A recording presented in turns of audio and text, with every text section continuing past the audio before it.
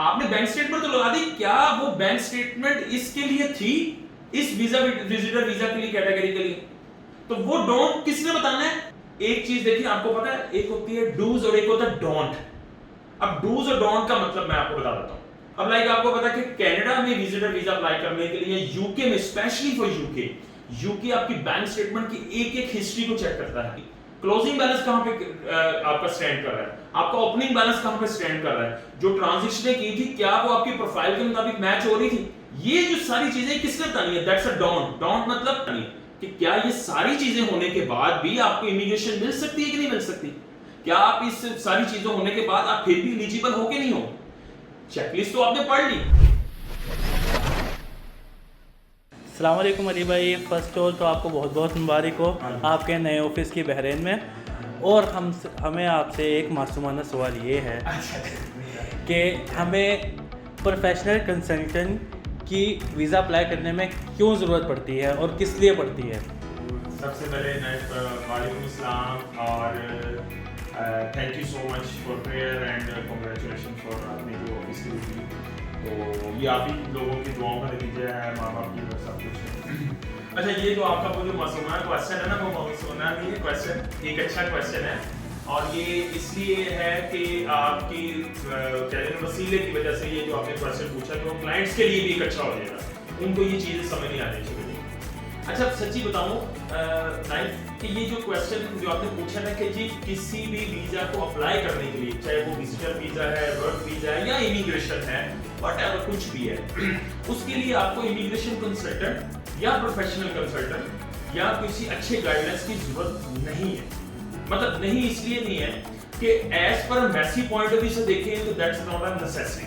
मतलब आप मैसी देखें ना, आप विजिटर वीजा अप्लाई कर रहे हैं या वर्क वीजा अप्लाई कर रहे हैं, कोई भी कर रहे हैं, तो उसकी चेकलिस्ट में तो ऐसी कोई चीज है ही नहीं कि जहां पर वो कहे कि जी आप अपने कोई कंसल्टेंट को लेके आए या आप वो ये कहे कि जी आप किसी लॉयर को लेके आए। वो तो बात का लंबा सीन है कि जब आपका वीजा अल्लाह ने करे वीजा रिफ्यूज हो जाता है तो आपको किसी चीज को लॉयर को हायर करना है, तो फिर तो समझ में आता है। लेकिन at the time of the submission, at the time of filing, तब आपको एज पर एम्बेसी के मुताबिक की जरूरत नहीं है। लेकिन ना एक चीज देखिए, आपको पता है, एक होती है डूज और एक होता है डोंट। अब डूज और डोंट का मतलब मैं आपको बता देता हूं। देखिए, वीजा अप्लाई करने के लिए तो हर पर्सन कर लेगा, दैट्स अ डूज। उसको पता है मैं ये एम्बेसी की चेकलिस्ट है, इसके मुताबिक अपने डॉक्यूमेंटेशन रेडी करूंगा और अपना सबमिशन कर दूंगा। लेकिन उसको डोंट नहीं पता। अब वो डोंट कौन बताएगा? यहां पर ये आपका सवाल है, तो उसका जवाब मैं देना चाह रहा हूं। वो डोंट क्या चीज है, वो डोंट बताएगा कौन? वो आपको एक अच्छा इमिग्रेशन लॉयर भी बता सकता है या प्रोफेशनल कंसल्टेंट बता सकता है। अब इसका मतलब ये नहीं है कि मैं आपने मुझे क्वेश्चन पूछा तो मैं ये बताना चाह रहा हूं कि I am a professional consultant, मैं ये नहीं बताना चाह रहा। लेकिन मैं क्लाइंट के लिए ये वीडियो इसलिए बना रहा हूं, अब बताने के लिए कि डूज और डोंट का डिफरेंस क्या है। अब वो डोंट क्या चीज है? आपको ये तो पता है कि विजिटर वीजा के लिए आपको सोर्स ऑफ इनकम के डॉक्यूमेंटेशन चाहिए, बैंक स्टेटमेंट चाहिए, वो लगा दी, पासपोर्ट लगा दी, आईडी कार्ड लगा दिए, आपने कोई प्रॉपर्टी है वो लगा दी, विजिटर वीजा की बात करो। लेकिन आपको ये डोंट का ये नहीं पता कि आपने बैंक स्टेटमेंट तो लगा दी, क्या वो बैंक स्टेटमेंट इसके लिए थी, इस वीजा विजिटर वीजा के लिए कैटेगरी के लिए? तो वो डोंट किसने बताना है? आपको एक अच्छे प्रोफेशनल कंसल्टेंट इमिग्रेशन लॉयर ने आपकी बैंक स्टेटमेंट को देखते हुए कि ये आपके लिए सूटेबल नहीं है, कि अगर आप इस बैंक स्टेटमेंट के मुताबिक अपना कोई वीजा फाइल करते हैं तो आपका वीजा रिफ्यूज हो जाएगा। अब लाइक आपको पता है कि कनाडा में विजिटर वीजा अप्लाई करने के लिए, यूके में, स्पेशली फॉर यूके आपकी बैंक स्टेटमेंट की एक एक हिस्ट्री को चेक करता है।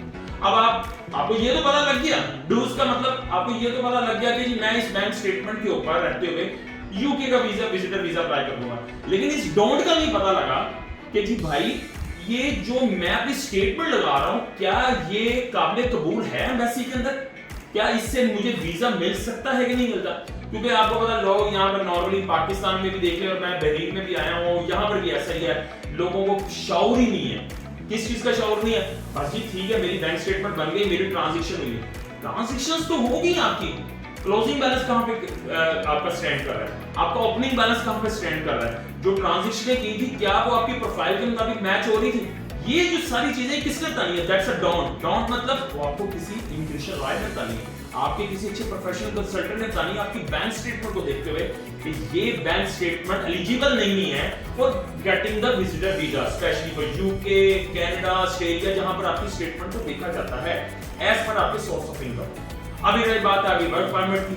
अब वर्क वीजा में अभी एक जो बंदा वो कहते हैं ना, हंसी की बात आ जाती है कि साइकिल पंक्चर लगाने वाला उठ के आके कहेगा कि जी मुझे वर्क वीजा चाहिए। अब उसकी कोई क्वालिफिकेशन नहीं है, उसके पास टिकट के लिए पैसे नहीं है, उसके पास कुछ भी नहीं है स्वाय पासपोर्ट के, तो उसको ये तो पता है कि ये चेकलिस्ट तो मैं पूरी कर ली, लेकिन डोंट उसको ये कौन बताएगा कि ये आप प्रोफाइल पे जब आप सेटल्ड ही नहीं हो रहे, उसको वो चीज आपके ऊपर फिट ही नहीं हो रही, तो आप कैसे वर्क वीजा अप्लाई कर सकते हैं? Same like that immigration. अब इमिग्रेशन में आपको पता है मिनिमम, आप ऑस्ट्रेलिया की बात कर ले, कनाडा की बात कर ले, 4 इयर्स की मिनिमम एजुकेशन है आपके, अपना लास्ट 4 इयर्स लाइक बैचलर का आपकी एजुकेशन चाहिए, वो उसके पॉइंट्स आपको मिलते हैं। ये तो सबको पता लग गया। फिर बाद में ये भी सबको पता है कि जी आईएलटीएस करनी पड़ती है तो उसके नंबर मिलते हैं, ये भी सबको पता है। डूज की बात कर रहा हूं मैं, एज के भी पॉइंट्स मिलते हैं, ये भी सबको पता लग गया। उसके बाद आपके सोर्स ऑफ इनकम, सारी चीजें तो पता लग गई, लेकिन डोंट मतलब उसकी जो आपकी वैल्यूएशन रिपोर्ट है वो किसने बनानी है, कि क्या ये सारी चीजें होने के बाद भी आपको इमिग्रेशन मिल सकती है कि नहीं मिल सकती? क्या आप इस सारी चीजें होने के बाद आप फिर भी एलिजिबल हो कि नहीं हो?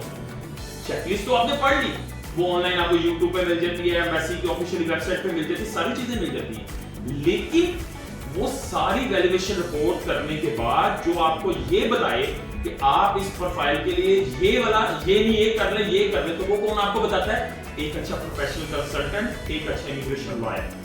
तो मेरे ख्याल से आज आपने जो क्वेश्चन किया है, इतनी लंबी एक वो कह ले डिबेट करने के बाद, एक अच्छा आपको बताने के बाद आप ये तो पता लग गया होगा नाइफ आपको कि प्रोफेशनल कंसल्टेंट या इमिग्रेशन लॉयर क्यों जरूरी है किसी फाइल को सबमिशन करने के लिए, किसी भी कैटेगरी के वीजे के, लाइक कोई विजिटर है, वर्क वीजा है, इमिग्रेशन लॉयर।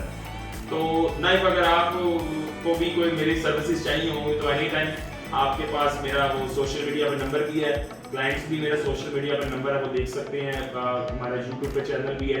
तो इस तरह की अच्छी वीडियोस के लिए, अच्छे टॉपिक्स के लिए regarding to visitor visa, work visa, immigration से रिलेटेड कोई भी इंफॉर्मेशन चाहिए हो, एम्बेसी से रिलेटेड इंफॉर्मेशन चाहिए हो, तो आप मेरे सोशल मीडिया के प्लेटफॉर्म पे भी जा सकते हैं और मेरे लाहौर ऑफिस में भी जा सकते हैं या मेरे ऑफिस में भी आ सकते हैं इंफॉर्मेशन के लिए, अपने काम कराने के लिए, अपनी हमारी सर्विसेज लेने के लिए।